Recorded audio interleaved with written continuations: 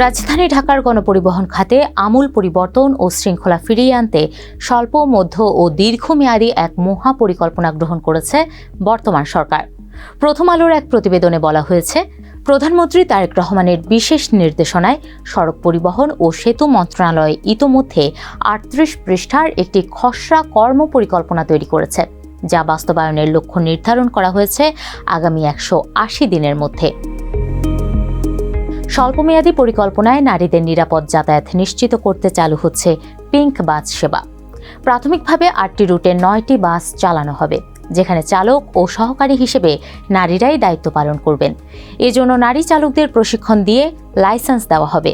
একই সঙ্গে Uttara metro rail station কেন্দ্রিক বাইসাইকেল রাইড শেয়ারিং চালুর উদ্যোগ নেওয়া হবে, যার আওতায় উত্তরা এলাকায় ৬টি সাইকেল স্ট্যান্ড নির্মাণ ও ১৫০টি সাইকেল সরবরাহ করা হবে। পাশাপাশি তৈরি হবে ৬ কিলোমিটার দীর্ঘ সাইকেল লেন।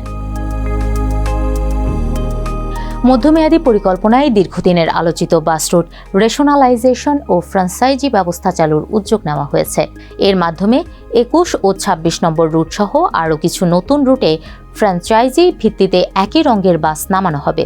এজন্য নতুন আইন প্রণয়নের পরিকল্পনা রয়েছে। পাশাপাশি বিদ্যমান রুট পুনর্বিন্যাস এবং নতুন রুট চালুর কথাও বলা হয়েছে।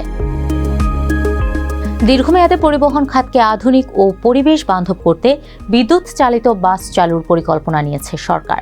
শিক্ষার্থীদের জন্য বৈদ্যুতিক স্কুল বাস আমদানিতে শুল্ক শূন্য করার সিদ্ধান্ত নেওয়া হয়েছে।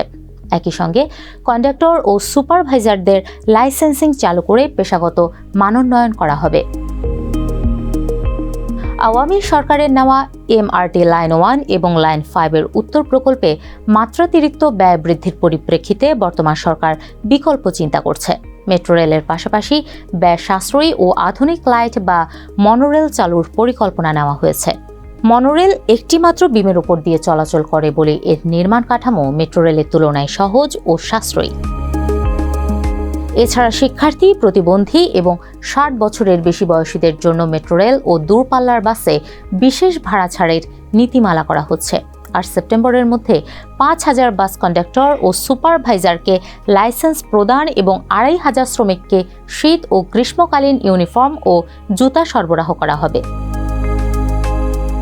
সব মিলিয়ে সমন্বিত পরিকল্পনার মাধ্যমে রাজধানীর গণপরিবহন ব্যবস্থায় শৃঙ্খলা ফেরানো ও যাত্রী সেবা উন্নত করার আশা করছে সরকার।